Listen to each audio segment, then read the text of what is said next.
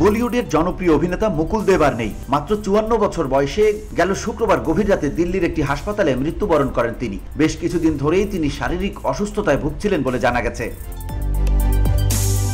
মৃত্যুর খবর সামাজিক যোগাযোগ মাধ্যমে প্রথমে জানান অভিনেতা মনোজ বাজপাই। মনোজের মতোই বড় ভাই রাহুলের এক বান্ধবী অভিনেত্রী দীপুশিখা নাগপালও সামাজিক মাধ্যমে তার মৃত্যুর খবর নিশ্চিত করেছেন। এই অভিনেতার মৃত্যুর খবর ছড়িয়ে পড়তেই শোকের ছায়া মায়ানগরীতে। সদ্যপ্রয়াত অভিনেতার বন্ধুরা সঙ্গে সঙ্গে পৌঁছে যান তার বাড়িতে।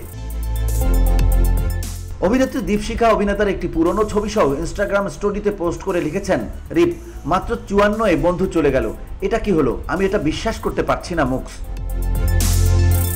বহুমুখী প্রতিভার অধিকারী ছিলেন মুকুল দেব। ছোট পর্দা থেকে বড় পর্দা সর্বত্র অনায়াসে গতিবিধি ছিল তার। প্রথম সিনেমা দস্তকে পুলিশ অফিসারের ভূমিকায় অভিনয় করতে দেখা গিয়েছিল তাকে।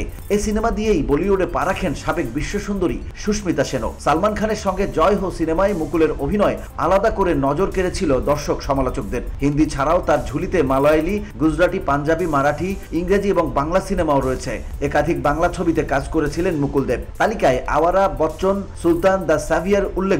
সবকটি সিনেমাতেই নায়কের ভূমিকায় অভিনয় করেন জিৎ।